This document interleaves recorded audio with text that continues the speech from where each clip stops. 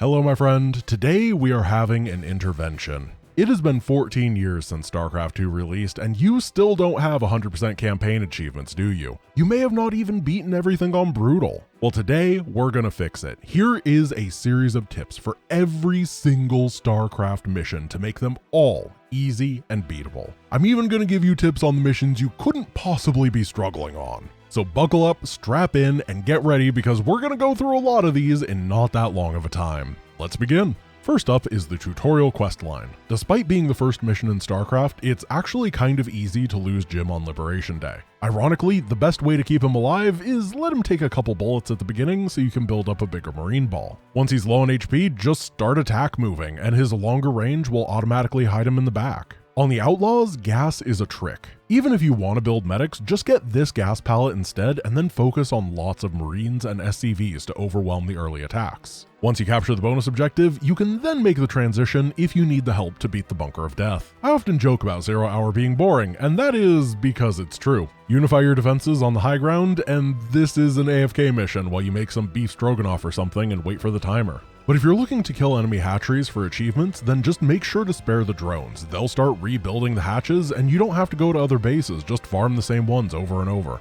The first mission in the Colonist questline is the evacuation, where you unlock the Fire Bat. It's bad, don't make them. This mainly stems from their attacks never actually firing. The Devil Dog mercenaries, on the other hand, are actually pretty tough, so they're worth getting, even if they sound like something from a food truck that you're going to regret the next day. As for the mission itself, SCVs can repair the APC, so if you surround the transport with a giant repair cult, it's basically unkillable. Outbreak unlocks the Hellion. It's bad, don't make them. Unlike multiplayer, where the Hellion is a useful harassment unit, the enemy forgot to have an economy in the campaign, so you can't disrupt it. If you're still having trouble on Outbreak after switching to infantry, go grab the Reaper from Redstone and then admire how they finally live up to their name here. And after Outbreak comes Haven. Hating the Doctor is not just a meme here. The Protoss research is way more valuable than Zerg, and Selendis is cuter. But if you do have bad taste, then on Safe Haven during the Terror Fleets, the enemy attacks are a bit weird. These guys attack move until they reach about here, and then they go on a move command where you can just obliterate them with no resistance. This works for all 3 of the Terror Fleets. And then to make things worse, the Purifier mothership just has less range than the Vikings, so if you want the least epic boss battle of all time, just follow behind her. If you go to the right mission and end up on Haven's Fall, it's not actually good for Vikings that you unlock, except for picking up this 500 gas in the bottom left of the map. Clearing the infestations quickly is king, so infantry with a bit of Viking support is far superior. And if a colony has been infected, you don't actually need to clear out all the buildings until the very end. Just take down the virophage and you can leave. Devil's Playground on the Covert questline is somewhere that many people have their multitasking a little bit frayed. The attack waves come pretty quick and the lava cycles are deadly, but if you're lazy like me, then bunkers are the solution. They give a full refund here, so if you just kill this enemy outpost and then build up a couple bunkers at this choke point, all the remaining attacks will come right through it and you'll save a ton of cash. After Redstone is Bel Shear for the mission Welcome to the Jungle. My best tip is to just make a 180 and return to the Hyperion, and then come back once you have +2 attack and armor upgrades. This mission is hard. Whenever you do end up here, the first extraction never actually summons any Protoss defenders, so you can do it somewhere risky and they won't come after you. But with later waves, medics and SCVs make the Tal'Darim stupid. The Void Ray has to attack a single target to charge up, but the brutal AI loves targeting down healers, so they'll go full attention disorder and constantly switch their targets, never becoming actually viable. And the final mission of the Covert chain lets you pick between the cool option and the good option. If you want to play with style, pick the Spectre, and if you want to win, go for the Ghost. If you're the type of person that wears sunglasses indoors, it's time to micro Tosh on Breakout. Getting a feeling for what you can dive with Tosh's shield and stun here is essential. His spandex is sturdier than it seems. The enemy also builds attack waves at turbo speed, but once you get up this ramp, it goes back to normal. And the best thing you can do with the nukes is just drop them on the Raven production sites because they always sneak up on me and then I die. If you opted to go for the #1 player hero killer instead, then Ghost of a Chance has 3 parts. On the first, you can just stand in detection range with Nova to tank a bunch of shots with the medics. She gets her suit from the same place as Tosh. In part 2, grab the nuke and then just put it in your pocket for later. You can mind control the Thor to clear everything out at the end. And then part 3 is a free win because you have 2 freaking nuclear bombs. Oh, and if you're doing the achievement to kill all enemies, make sure to defenestrate your unpaid interns before finishing each of the sections.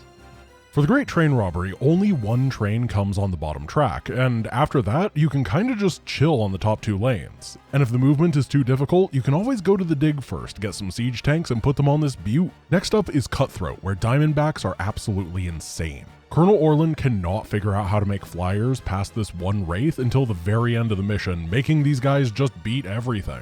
Orlan's money matters a lot, and you can slow him down by taking the bases over on the map. He only has 3 SCVs in his main on Brutal, meaning that it takes him over 7 minutes to mine 1,000 minerals. And then on Engine of Destruction, Tychus has a lot of fun, but he is very weak to anti-air. The first base has no offensive flyers, and the second base only has a single Raven for detection. If you snipe it easy, then raids are actually pretty good, and they can take down the medevacs and battlecruisers, letting the Odin crush everything. Also, the Odin uses your vision when it comes to spotting the high ground, so just keep a floating building with him and he won't be an idiot and run up ramps. On Media Blitz, just clear out all the buildings before doing the towers. The easiest way to lose on this mission is if the enemy attacks your base while you're capturing a tower, but if they don't have any base, they don't have any attack. You also get control of Tychus in the Odin here, and he gets your attack and armor upgrades for vehicles. When you're on 2-2 or 3-3, he can even brawl against battle cruisers because his anti-air rockets fire so quick. Oh, and the most important thing on this mission is don't forget the secret mission unlock. Not that you'd ever do that.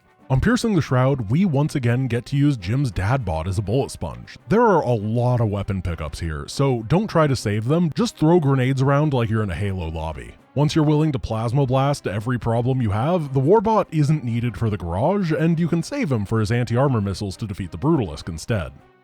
I'm segmenting all of these by questline, so for some reason Smash and Grab is like the 20th mission despite you being able to go here 4th, but I guess that's actually a tip. If you're losing on literally anything, just go somewhere else. Come back later with some laboratory research and stuff and it's way easier. Either way, economy is the hardest part of Smash and Grab. Go 7 SCVs on minerals, and then 3 on gas, and then finish saturating your mineral line. The enemies hit weirdly hard here, so overmake medics, get like 6 to 8 of them, and then bring a building with you to spot the high ground when attacking the Protoss. Going to the dig, the Protoss hit really hard here, but this time, the economy that they give you with a second base is bait. Throw away your worldly desires to get more Vespene gas and stay on one base like a real Wings Liberty gamer. Then you can make a giant deathline that is absolutely untouchable. They also don't attack with detection, so if you're feeling extra lazy, you can just hold position with some ghosts or specters on each ramp. Just remember to get the permanent cloak upgrade first.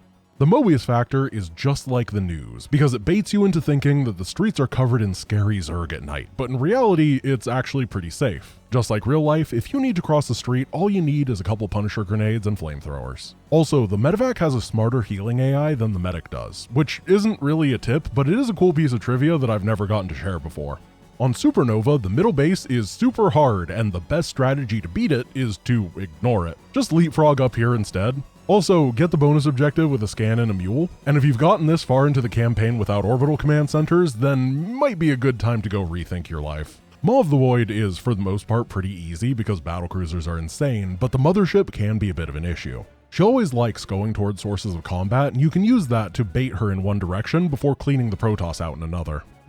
The achievement on Whispers of Doom wants you to have 3 stalkers alive at the end, but they respawn up to a set number at the end of each section, so don't worry about them dying until the final fight.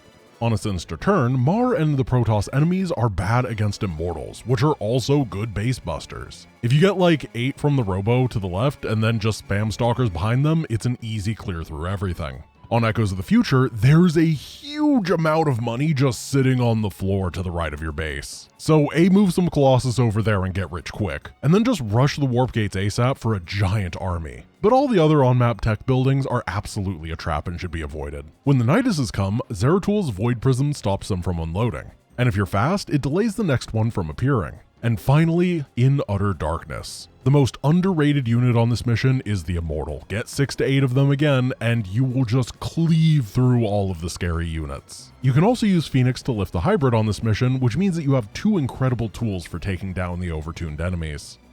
Char can be incredibly tough, and Gates of Hell can be particularly chaotic. If you're having an issue keeping the allies alive, then one of the best ways to rescue them is by bringing a Hercules full of troops over to them, drop the troops right on top, and then defend from there. Then you can just walk everybody home. This is a consistent strategy that allows you to be completely out of position and still get over there and rescue your friends. On Shatter the Sky, clearing this base second means that every subsequent attack is going to come from the south, which means you don't have to defend a bunch of different locations. Also, please split your units before fighting the Leviathan. It makes things so much easier. The only way you can lose against this goober is with his little snot blast. If he doesn't stun all of your guys, you can take him out with like 30 Marines. For Belly of the Beast, whenever you're clearing, just don't use the infantry you rescue around the map. Send the main squad. This is particularly important with the medic because she has a bad heal, and if she's using it on someone, then Stepman's good heal cannot work. So put her in timeout, let Stepman do his job, and everything is significantly easier.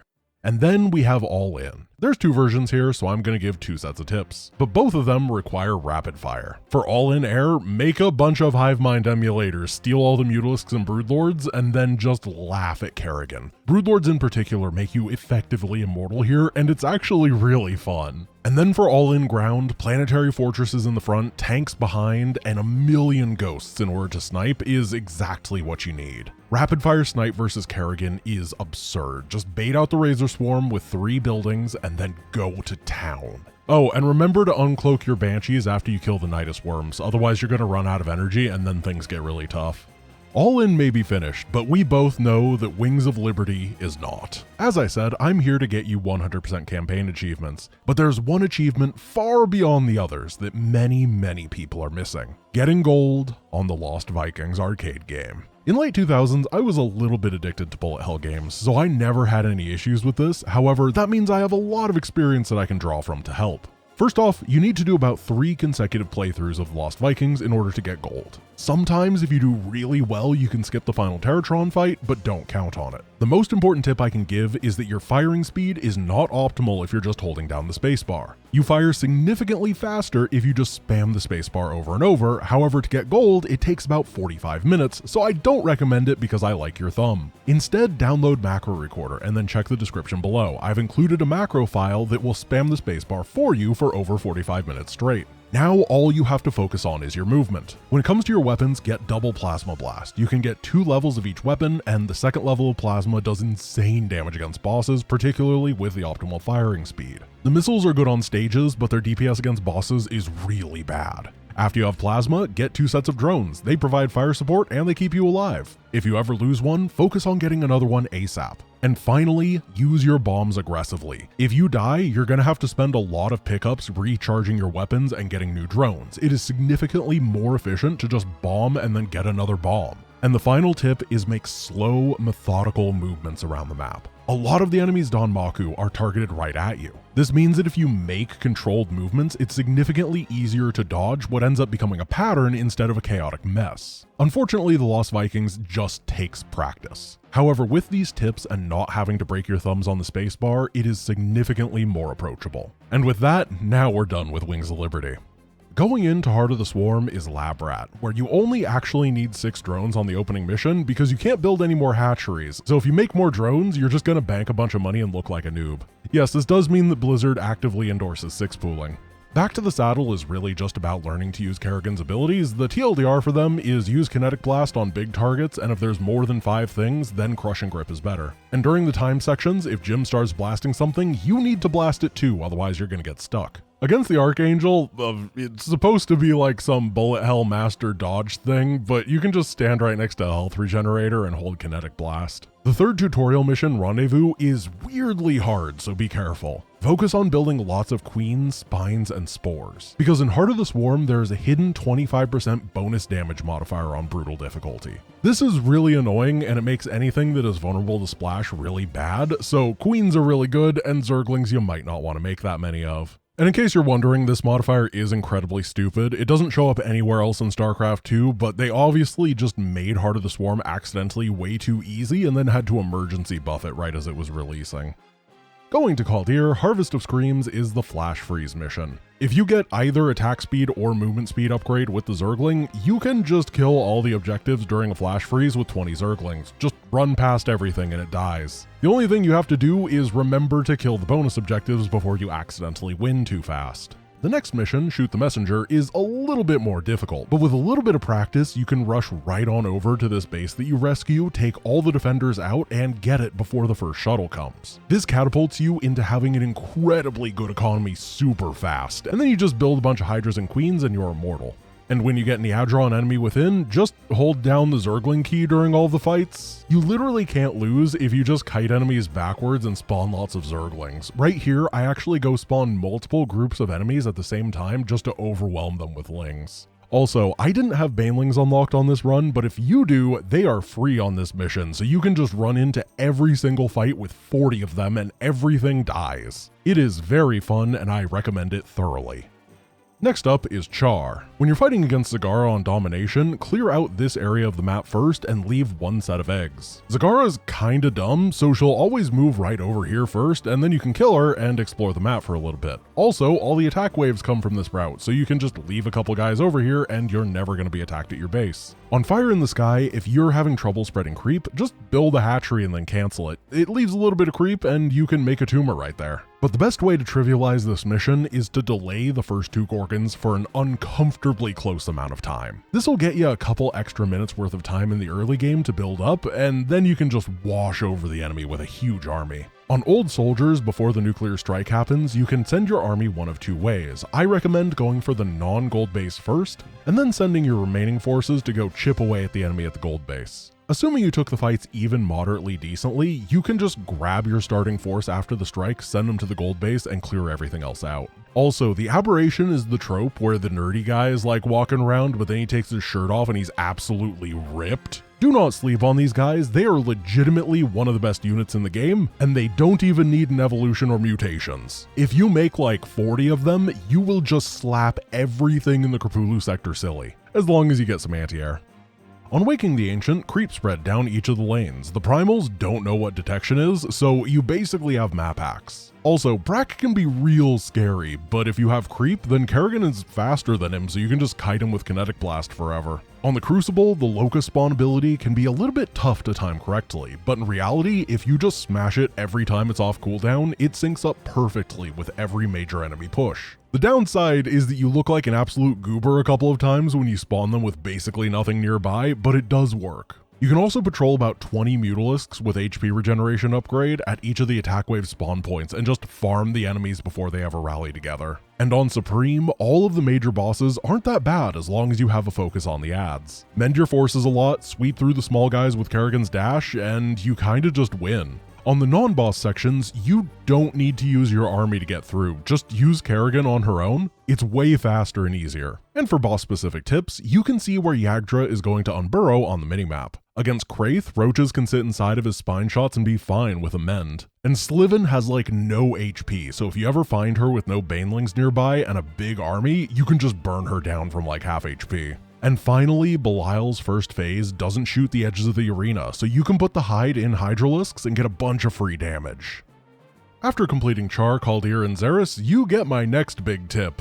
Go to Dominion Space. It's just infinitely easier and it doesn't matter what forces you have available, and it gives you like 13 freaking levels. It is absolutely ridiculous. For the Battlecruiser mission, I don't know, this mission's really easy. You can use Valerian Starport to repair you. That's it. As long as you don't die, you're never going to lose the mission. Just Yamato stuff until you win. On Mission Conviction, the way that reinforcements work is kind of weird. It's like Whispers of Doom, where it's based on how many units you have that have died. So you just don't have to worry about keeping your units alive. Attack move like it's 1998 again. You'll crush through easily. Before we go to Skygierr Station, it might be a good time to give tips about the evolution missions. I'm just going to do them all as one little batch. And the missions themselves are free wins, they're basically impossible to lose, so instead I'm just going to tell you which evolutions are good and which ones are scams. Raptorlings are really good and they make Zerglings stay viable for a super long time. Swarmlings, on the other hand, are an absolute hoax. The game claims that they're 1 supply for 3, but in reality they're 1.5 supply, meaning you get the same number of Zerglings as normal. You also don't get additional Swarmlings on sections where they're spawned in or you start with them. Only get this one if you're making tons of Banelings. Speaking of the Baneling, they're both really good. You can't go wrong here. I like the Bouncy Boys because they're really funny, but the Splitters are just as fine. For roaches, both Corpsers and Vile are great. If you want to make a lot of roaches, then go for the Corpser, but if you only want to sprinkle a couple into your composition to spread the debuff, then Vile is the way to go. For the Hydralisk, unfortunately the Impaler is infinitely better than the Lurker. For some reason Lurkers have 6 range versus the 11 for Impalers, which if you do the math means that Lurkers can hit things in an area of 113 and Impalers can hit things halfway across the universe. The Lurker would be good if you actually got to fight Zerg in the second half of this campaign, but you don't, so thanks Blizzard. For the Swarm Host, the real tip is to never build any of them. They are super nerfed in the campaign compared to Heart of the Swarm multiplayer, but the 25% damage taken modifier on Brutal in combination with the health reduction on the Carrion Flyers makes it extra rough. So if you do accidentally build one, you should build the purple guy. For the Mutalisk, both the Viper and the Broodlord are completely fine. Viper's Blinding Cloud is actually the most busted ability in the campaign, but it's kind of a pain to use and the opponent has a lot of anti-air by the time that you get it, so it can be a bit of a micro hassle. So if you don't want to babysit, go for the Broodlord, but if you're really feeling the APM, make it Vipers. And then for the Ultralisk, the Torosk is insane. They slash and bash and crash your car into the opponent. It's great. The Stinky Lisk, on the other hand, is, the stinky stuff hits air, which is kind of funny.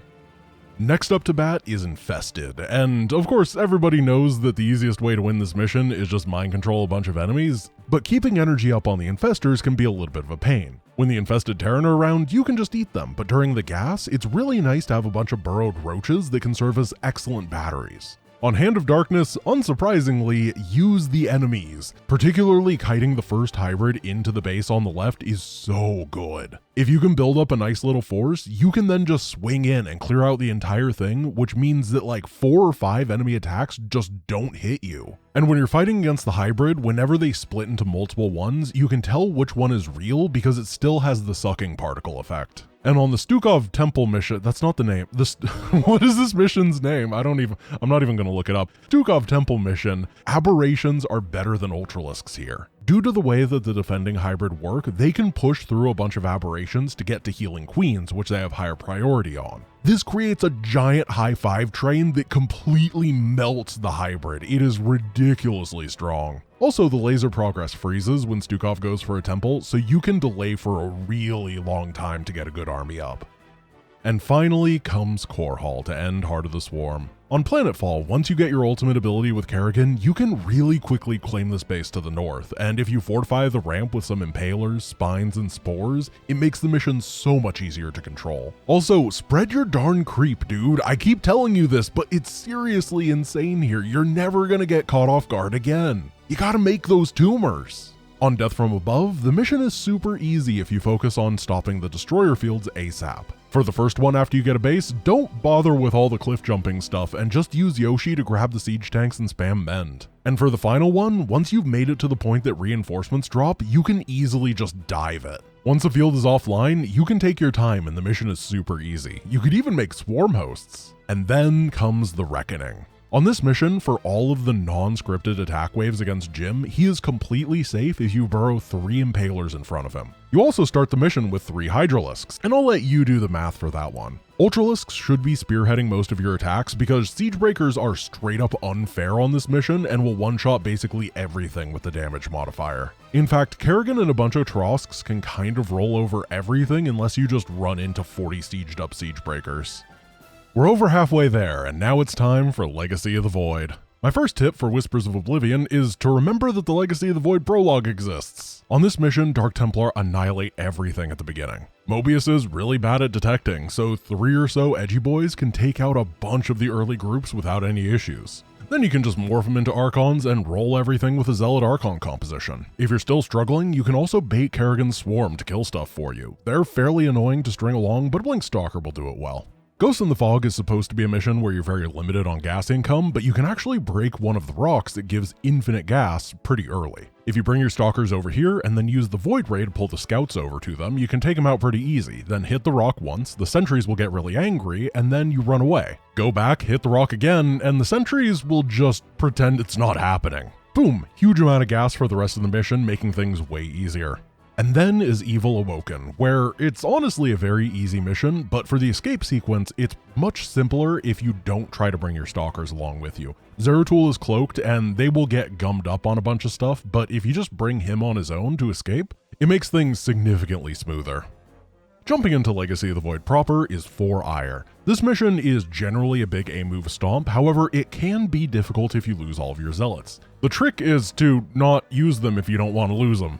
Keep the zealots in the back and then slow clear with your ranged units, and you can get a giant death blob that allows you to A-move over everything at the end. The Gathering Shadow is mostly a mission where you learn how to practice your Blink Stalker micro, but there is a very nice way to get going early. If you bring some Stalkers over to the first Void pylon that gives you some friends, you can blink over here, and there's a bunch of money in this little hidden compartment. This allows you to snowball early, and the Zerg get absolutely thrashed. And then comes Spear of Adun, which follows the Heart of the Swarm trend of making mission number 3 incredibly overtuned. Be safe here, this is the most important thing. Set up a rotation of defending an enemy attack and then pushing out and getting something done, and then go home instantly, don't get greedy. It's okay to sit around awkwardly idling. The attack waves are super overtuned and they need a lot of respect.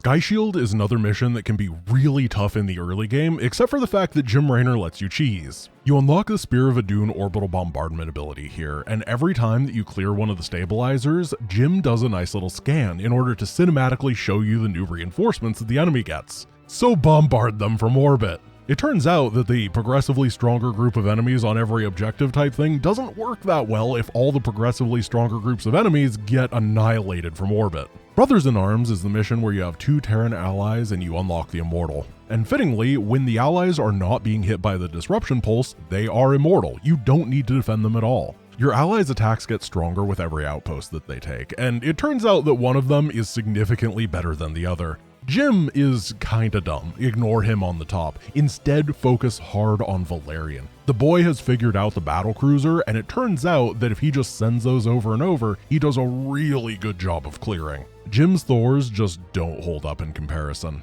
And then comes Forbidden Weapon on Glacius. This mission has a bunch of doors that as you progress, you unlock to make reinforcing easier. However, just like real life, you don't have to obey your neighbor's locked doors. You can instead brute force your way through with Solar Glance. This allows you to skip like the majority of the mission, just remember to send a couple guys north in order to grab the bonus objective.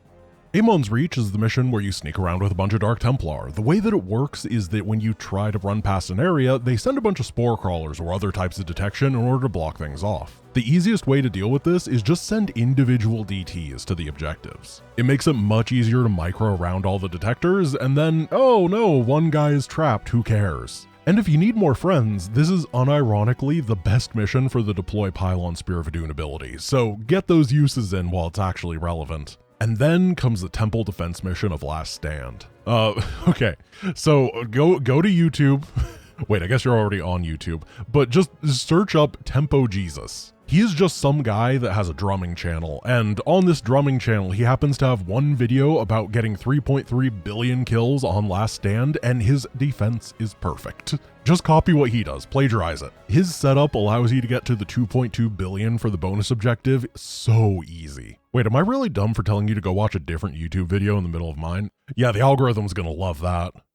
Ulnarrrr is next with Temple of Unification, which is another one of those missions that is insanely difficult. Around the 14-minute mark, the AI goes absolutely ballistic. They start attacking everywhere constantly. There's 2 ways that you can deal with this. Either A, rush the opponent down and win before they go too crazy, or B, just sit down and max out before doing anything and then capture all the locks in one giant blitz. Defending the locks is a trap.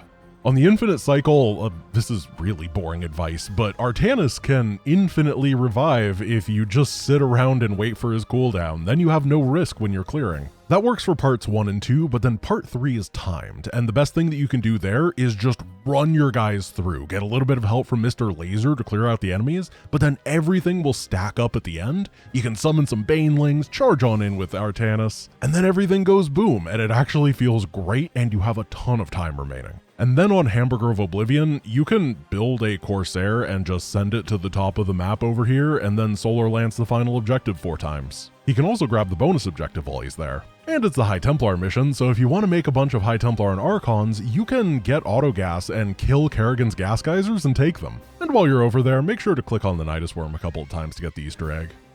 Continuing the Purifier quest chain brings us to Unsealing the Past, the unfortunate escort mission. The trick here is that the Megalith should really be called the Mega Thick. It has so much HP and a ton of armor. You can sit behind it with a ranged squad and it will take a majority of the hits no problem, allowing you to snowball out of control. And then to make things easier, as the Megalith gets to the second lock, if you use all of your cooldowns and beeline it to the left, you can take down this base, which a majority of the enemy attacks come from, meaning until about 75% of the way through the mission, all you have to care about is the escort. Then comes Purification. This mission is weird because the enemies come with absolutely overpowered attack waves, but every single time that you destroy 3 of the null circuits in a quadrant, the enemies will not be able to attack from that direction. This means that if you clear things out in the correct order, you can actually avoid most of the attacks. First clear out the right, then do the bottom, then do the top, and finally the right. If you do this with a decent tempo, you just get to ignore about half the attacks on the mission. Fighting the Tal'Darim on Slain can be a pain, but if you want to make it rain, just stay in your main. There's no race to take this extra base, just use auto gas and let your Void Rays amass, and then A-move them. Just like how Steps to the Right is the Void Ray mission, Rak'Shir is the Dark Archon playground. The Tal'Darim Protoss send a ton of high-tech units that when given a simple friendship bracelet absolutely annihilate the unstealable hybrid, making the mission a breeze. For the carrier mission, attack upgrades are insanely overpowered. Carriers get a casual plus 16 damage for every single upgrade, so you should slam those with Chronosurge ASAP. Then if you get Repair Beam, you can just float your battle boat around and you are completely unstoppable. For Templar's Return, I have 3 different tips for the 3 different sections. For the first part, it's better to just pretend you also can't see Vorazun. She's garbage, and Alarak is actually super overpowered. If you just run around with Alarak spamming his Q ability everywhere, basically everything dies, and you don't really have to think about it. For portion number 2, just ignore these Reavers. They are a trap. They exist to make me sad. Or they exist to make you sad. This is about you. And then in Artanis' portion, you can just A-move the rest of your army while you micro Artanis, charge on the important targets, they'll explode, and just hold the heal button every single time it's available, and you just win. The host is the real big macro mission in Legacy of the Void, and if you want to deal with these Void shards significantly easier, just get a bunch of Tempests and cycle through Disintegrate. If you have like 7 of them, you don't even need to engage the Void shards, you can just kinda awkwardly sit outside of their house and throw a Disintegrate every once in a while. It's really actually quite boring, but it does work very well. Additionally, make sure that you get Vorazun and Phoenix rescued ASAP. They then will scout the top area, clear a lot of the attack waves that come at you, and let you,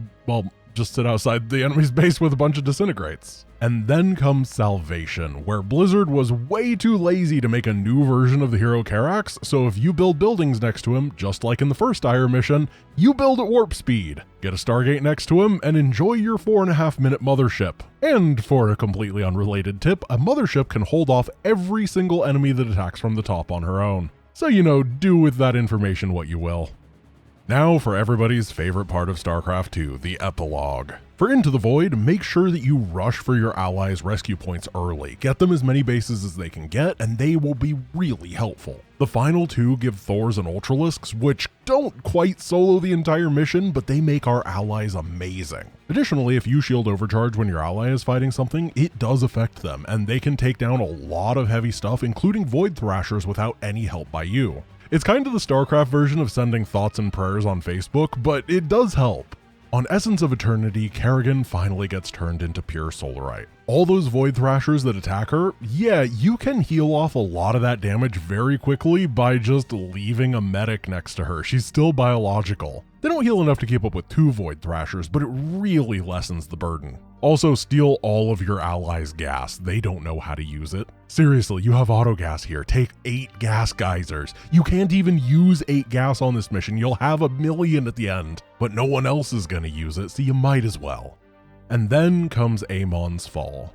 Just make 50 Mutalisks with +2/+2 and click on the rocks. Do that until all the rocks are gone, and yay, you beat the campaign. Let's end this on a better note with some Nova Covert Ops. We are so close to being done. Just Nova Covert Ops left. And given that I used to have the speedrun world record in this campaign, it's only fitting that we blitz it. Mostly because nobody actually owns the campaign. As a general tip, remember rapid fire snipe from Wings of Liberty? It works here on Nova too. Make sure to bind your primary weapon to rapid fire and you can hold it down to make your problems disappear. On the escape, shift queuing snipes is also great for taking down the ghosts. Set it up so you snipe and then run away and you'll avoid getting detected. On part 2, if you're right in the middle, it's super easy to die to the spicy news helicopters, but if you stick at about the 40% mark on the left, it's much easier to space out the attacks. On Sudden Strike, make a command center at Matt's base and enjoy having more than double the intended income. Now you can make literally anything and win. Enemy Intelligence is a mission where it's easy to get overwhelmed quickly, so here's a quick rundown on how to control each street before the zerg start attacking the next one. Really quickly, make 2 barracks for a total of 3, spam marines until the 3-minute mark, and then push out and claim the top area and get them in the garrison. Start getting your gases, go split marine and reaper production, and once you have a nuke, drop it right here, deposit the marines in, and then go northwest and get the reapers in this high ground. Boom! You have 2 of the 3 lanes controlled as the 3rd activates. Now your life is easy peasy. For part 2, a flashbang and a dash, or as professionals call it, the dash bang, can get you past basically anything. Trouble in Paradise gives another generic tip for this campaign. You can build multiple nuke silos and they each automatically give you a bomb every 5 minutes for free. If you have 3 or 4 silos, Nova now feels like a Kerrigan level character that also has a Spear of Adun ultimate on demand. On Night Terrors, take your initial army and charge into the center to grab an expansion ASAP. It only gets hit by a couple infested for like the first 15 minutes, meaning it's basically free. And to beat the bosses, Nova with the Apollo infantry suit and rapid fire snipe actually is so gross. It makes things feel unfair. On Flashpoint, use your initial 2 Liberators to kill the Zerg base up here ASAP. This is mostly a reminder that the campaign Liberator can shoot buildings. It's very easy to forget. Once they're set up, use Nova to activate these nearby beacons. You don't actually have to clear the Zerg out yet, it's just done to make the map bigger. That means enemy attack waves spawn farther away, giving you much more time to react. On In the Enemy's Shadow, you can kinda do whatever you want, it's the beauty of the mission. But by far and away the best tool to make it more convenient is the detection hat. Also, if you're up here, you can constantly kill the Infinite Science Men until he pushes Jerry onto the beacon to open the door for you. And remember to get the teleport suit so you can blink up here and then find the super secret weapon, which if you've never used it is a ton of fun. For Dark Skies, every time that the 3 Gorgon buttons are active, you should smash them just as hard as you do the like, subscribe, and bell icons for my channel. How's that for smooth operator? It lines up with all the major events basically perfectly. It also takes exactly 60 Nova silos to infinitely nuke one spot, which sounds like a lot, but on 3 base income, you can actually get this running really quickly. And the final mission is Endgame. The hardest part of the mission is the Xanthos, and the hardest part of the Xanthos is the missile launcher. The best way to approach it is to let the Xanthos attack your allies and then sneak up from behind, blast the pod after dodging the first wave, and the fight is simple. And with that, we are done. It ended up being way more than 90 tips, and I lost count at 23 when I ran out of fingers and toes to keep track. But thank you for watching this. I hope this helps you get your 100% achievements or maybe that first brutal win you've been looking for. I hope you have a wonderful rest of your day, and I'll see you later. Peace.